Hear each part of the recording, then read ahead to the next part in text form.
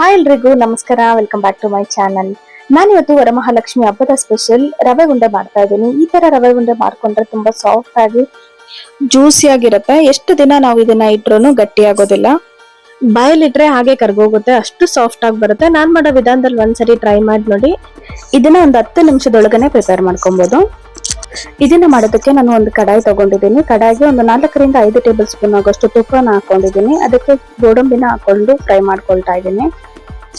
ಚೆನ್ನಾಗಿ ಫ್ರೈ ಮಾಡ್ಕೊಬೇಕು. ಅದಾದ್ಮೇಲೆ ನಾನು ಇದಕ್ಕೆ ದ್ರಾಕ್ಷಿ ಕೂಡ ಹಾಕೊಳ್ತಾ ಇದ್ದೀನಿ. ನೀವು ಬೇಕಾದ್ರೆ ಸ್ವಲ್ಪ ಬಾದಾಮಿ ಕೂಡ ಸಣ್ಣದಾಗಿ ಚಾಪ್ ಹಾಕೊಂಡು ಫ್ರೈ ಮಾಡ್ಕೊಬಹುದು. ಇದನ್ನ ತುಪ್ಪದಲ್ಲಿ ಚೆನ್ನಾಗಿ ಹುರ್ಕೊಬೇಕು.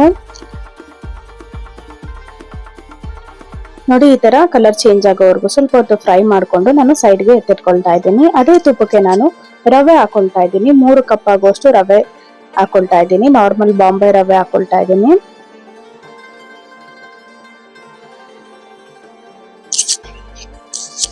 ಮೂರು ಕಪ್ ಆಗೋಷ್ಟು ಹಾಕೊಂಡು ನಾನು ತುಪ್ಪದಲ್ಲೇ ಚೆನ್ನಾಗಿ ಇದನ್ನ ಫ್ರೈ ಮಾಡ್ಕೊಳ್ತಾ ಇದ್ದೀನಿ. ಲೋ ಫ್ಲೇಮ್ ಅಲ್ಲೇ ನಾವು ಇದನ್ನ ಫ್ರೈ ಮಾಡ್ಕೊಬೇಕು. ಒಂದು 4 ರಿಂದ 5 ನಿಮಿಷ ಲೋ ಫ್ಲೇಮ್ ಅಲ್ಲೇ ಇದನ್ನ ನಾವು ಫ್ರೈ ಮಾಡ್ಕೊಬೇಕಾಗತ್ತೆ. ಈಗ ನಾನು ಒಂದು ಮಿಕ್ಸಿ ಜಾರ್ಗೆ 1 ಕಪ್ ಆಗೋಷ್ಟು ಶುಗರ್ ಹಾಕೊಳ್ತಾ ಇದ್ದೀನಿ. ಸಕ್ಕರೆನ ನಾವು ಪುಡಿ ಮಾಡ್ಕೊಬೇಕಾಗತ್ತೆ. ಇದಕ್ಕೆ ನಾನು ಏಲಕ್ಕಿ ಪೌಡರ್ ಕೂಡ ಹಾಕೊಳ್ತಾ ಇದ್ದೀನಿ. ಒಂದು ಅರ್ಧ ಟೇಬಲ್ ಸ್ಪೂನ್ ಆಗೋಷ್ಟು ಏಲಕ್ಕಿ ಪೌಡರ್ ಹಾಕೊಳ್ತಾ ಇದ್ದೀನಿ.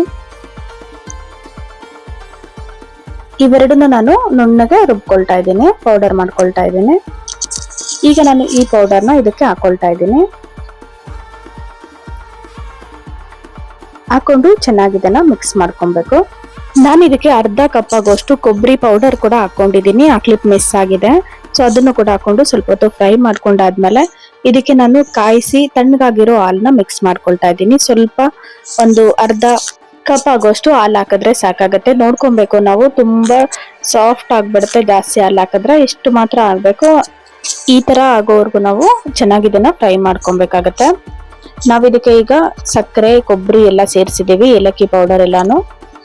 ಈಗ ನಾನು ಫ್ರೈ ಮಾಡಿರುವಂತಹ ಗೋಡಂಬಿ ಮತ್ತೆ ದ್ರಾಕ್ಷಿ ಕೂಡ ಹಾಕೊಳ್ತಾ ಇದ್ದೀನಿ.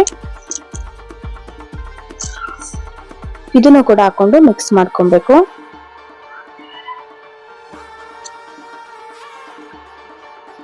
ಕೊನೆಯಲ್ಲಿ ನಾನು ಇದಕ್ಕೆ ಮತ್ತೆ ಇನ್ನ 2 ಟೇಬಲ್ ಸ್ಪೂನ್ ಆಗುವಷ್ಟು ತುಪ್ಪನ ಹಾಕೊಳ್ತಾ ಇದ್ದೀನಿ.